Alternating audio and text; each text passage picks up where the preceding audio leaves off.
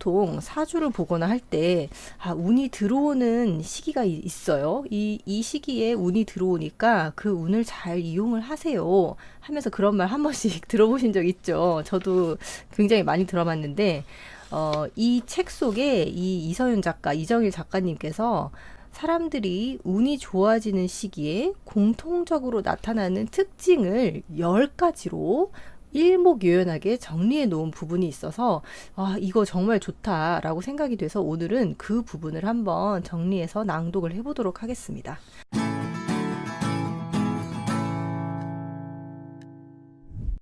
안녕하세요. 1분 책 읽기 매일 낭독 시간입니다. 매일 10분의 낭독으로 나를 견고하게 다지는 시간을 가집니다. 저와 함께 영감의 쾌감을 느껴보시기 바랍니다. 오늘은 2020년 5월 29일 금요일입니다. 여러분 또 금요일이 왔네요. 금요일 하면 자칫 좀 들뜨기 쉬운 날인데 저는 오늘 아침 일기를 이렇게 썼어요. 오늘도 선물 같은 하루 감사합니다. 이건 저의 약간 주문 같은 거고요. 그리고 들뜨지 말고 차분하게 하루를 보내자. 오늘의 아침 일기였어요.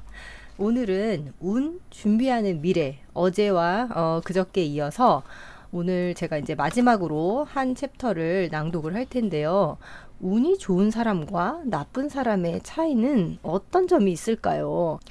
그리고 우리가 보통 사주를 보거나 할 때, 운이 들어오는 시기가 있어요. 이 시기에 운이 들어오니까 그 운을 잘 이용을 하세요. 하면서 그런 말 한 번씩 들어보신 적 있죠. 저도 굉장히 많이 들어봤는데, 이 책 속에 이 이서윤 작가, 이정일 작가님께서 사람들이 운이 좋아지는 시기에 공통적으로 나타나는 특징을 10가지로 일목요연하게 정리해 놓은 부분이 있어서 이거 정말 좋다라고 생각이 돼서 오늘은 그 부분을 한번 정리해서 낭독을 해보도록 하겠습니다.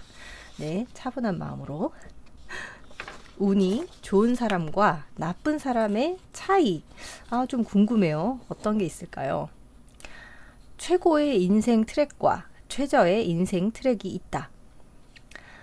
저 사람은 참 열심히 사는데 운이 따라주지 않아. 하는 일마다 헛발질이야. 사람이 돈을 비껴가는지 돈이 사람을 비껴가는지 알다가도 모를 일이야. 아유, 저 사람 생긴 걸 봐. 어딜 봐서 돈이 붙게 생겼어. 그런데 하는 일마다 돈벼락이니 하늘이 도와준다고 할 밖에 천운을 타고난 사람이야. 운이 좋다, 운이 나쁘다. 우리가 살아가는 동안 참 많이 하고 듣는 말입니다. 그런데 운이 좋다, 나쁘다를 가르는 기준이 무엇일까요? 일단 자기 능력과 노력 이상의 결과를 얻으면 행운, 반대의 결과를 얻으면 불운이라고 정의해 보겠습니다. 매우 자의적이긴 하지만 일반적으로 이해하고 통용하는 운의 의미라고 해도 별 무리는 없습니다. 내가 노력한 만큼을 받지 못하면 운이 좀 없다, 나쁘다라고 생각을 하고, 그리고 내가 노력 이상의 어떤 대가를 받았을 때 그 사람은 참 운이 좋다라고 얘기한다고 합니다. 사주 명리학의 세계관은 명확합니다. 인간을 자연의 일부로 보는 것이지요. 인간의 생로병사가 자연의 질서와 순환에 따른다는 것입니다. 따라서 사주 명리학은 자연의 이치를 밝혀 인간 자신을 성찰하는 학문이지요. 저는 이 부분도 굉장히 마음에 들어요. 인간을 자연의 일부로 본다. 그리고 모든 그 자연과 연결되어 있다라고 얘기를 하고 있어요. 사람은 태어나는 순간 사주팔자가 정해진다는 말이 있습니다. 태어나면서 첫 호흡을 하는 순간 자연의 에너지와 일치하는 사주팔자를 가지게 된다는 뜻입니다. 한 사람의 인생의 얼개가 결정되는 것이지요. 이때 인간과 자연 에너지의 상호작용에 의해 몇 가지 인생 트랙이 주어집니다. 이 인생 트랙이 어떤 사람에게는 2개, 어떤 사람에게는 3개 등 사람마다 가지수가 다릅니다. 그리고 누구에게나 최고의 인생 트랙과 최저의 인생 트랙이 있다는 사실을 기억해야 합니다. 물론 최고의 인생 트랙에 있다고 해서 가만히 있는데 로또 1등에 당첨된다든지 원하는 대로 모든 것이 이루어진다는 것을 의미하지는 않습니다. 최저의 인생 트랙에 있다고 해서 반드시 비참한 노숙자의 삶을 살아가는 것도 아닙니다. 최고의 인생 트랙과 최저의 인생 트랙의 차이는 삶의 효율성에 있습니다. 행운을 누리는 삶이란 최소의 노력으로 최대의 결과를 거두는 것이지요. 우리가 좋아하는 축구 경기에서 잘하는 선수와 못하는 선수의 차이는 무엇일까요? 사람을 따라가느냐, 축구공을 따라가느냐의 차이입니다. 축구 경기에서 공은 놓쳐도 사람은 놓치지 말라는 말이 있습니다. 경기 시간 내내 죽자고 축구공을 따라다니지만 한 번도 공을 차지 못하는 선수가 있습니다. 반면에 축구를 잘하는 스타급 선수는 사람을 놓치지 않고 또 정확하게 공이 오는 길목에서 기다립니다. 그리고 스스로 기회를 만들고 또 기회를 잡으면 결코 놓치는 법이 없습니다. 공을 잡으면 끈질긴 집념과 투혼을 발휘해 골로 연결해내지요. 최고의 인생 트랙에 올라탄다는 것은 무엇을 의미할까요? 바로 당신에게 주어진 삶의 효율성을 높이고 그로 인해 스스로 삶에 대한 성취감과 만족감을 가지게 된다는 의미입니다. 다른 인생 트랙을 선택했다면 결코 만나지 못할 귀한 인연을 만나 사랑하고 사랑받으며 행복한 삶을 살아간답니다. 그리고 다른 인생 트랙을 걸을 때와 비교해 재물의 크기, 명예의 높낮이, 인생의 만족도에서 큰 차이를 보이게 됩니다.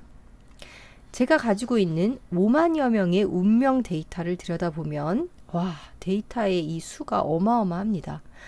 최고의 인생 트랙을 걷고 있는 사람은 전 세계적으로 3%에도 미치지 못합니다. 우리나라로 제한해 살펴보면 이 비율은 더욱 낮아집니다. 안타까운 것은 절반 정도의 사람들이 최저의 인생 트랙에서 힘겹게 살아가고 있다는 사실입니다. 자신이 어떤 행운을 누릴 자격이 있는지도 미처 깨닫지 못한 상태에서 노력만큼의 대가를 누리지 못한 채 힘들게 살아가는 것입니다. 자신의 행운을 누리는 행복한 삶. 과학적인 원인과 결과의 법칙에 따라 모든 변화는 전조를 보이게 마련입니다. 따라서 보통 사람들이 천시를 알 길은 없지만 자신의 가시적인 변화를 통해 운이 바뀌는 시기를 짐작하는 것은 어느 정도 가능합니다. 네, 여기서 오늘의 포인트가 나오네요. 운이 변하기 시작한다는 것은 자신의 변화를 전제로 하니까요. 그래서 사람들이 운이 좋아지는 시기에 공통적으로 나타나는 특징은 다음과 같습니다. 라고 하면서 이 특징, 그 운이 들어오는 시기의 특징을 10가지로 정리를 해놓았어요. 한번 들어보시기 바랍니다. 1. 자존감과 자신감이 강해진다. 시련을 견디는 동안 자신에 대한 믿음과 사랑이 자기 안에 충만함을 느낀다. 2. 악연이 끊어진다. 운이 좋아지기 시작할 때 드러나는 가장 큰 특징 가운데 하나이다. 손해를 끼치거나 나쁜 감정을 불러일으키는 인연이 정리된다. 3. 단점을 인정하되 얽매이지 않는다. 학력, 외모, 재산, 인맥 등 자신의 부족한 부분을 인정하고 받아들인다. 하지만 이로 인해 자신의 가능성을 스스로 제한하지는 않는다. 4. 상대에게 큰 기대를 하지 않는다. 외부 사람에 대한 의존도가 크게 줄어들면 느낀다. 다른 사람에게 의지하기보다는 자기 중심의 가치 판단과 생활에 만족한다. 도움을 받기보다는 도움을 주는 자신을 자랑스러워한다. 그리고 5. 부정적인 감정을 잘 다루게 된다. 제가 제일 하고 싶고 정말 갖고 싶은 이 능력이에요. 이 5번. 부정적인 감정을 잘 다루고 싶습니다. 비즈니스의 손실, 동료와의 불화, 건강상의 문제 등에서 생기는 부정적인 감정, 즉 사소한 불안감이나 두려움에 쉽게 휘둘리지 않는다. 그래서 저는 매일 이렇게 수련을 하고 있습니다. 6. 새로운 일이 시작될 조짐이 보인다. 오랫동안 준비했던 일의 성과가 가시권에 들어오기 시작한다. 새 모임에 가입해 새로운 인연을 만나거나 새로운 일의 아이디어가 떠오른다. 7. 고질병의 상태가 좋아진다. 힘든 일을 겪으면서 얻게 된 위험, 우울증, 불면증 등이 일시에 낫지는 않지만 이전보다 상태가 개선되고 있음을 느낀다. 8. 가족에게 변화가 생긴다. 아이의 출산, 형제의 결혼, 승진과 전직, 재산의 변동 등 집안에 경사가 생긴다. 9. 취향에 변화가 생긴다. 저는 요즘 약간 느끼고 있어요. 제 취향에 약간 변화가 생기고 있는 거. 좋아하는 색깔이 달라진다거나 의상, 헤어스타일, 취미가 자연스럽게 변화한다.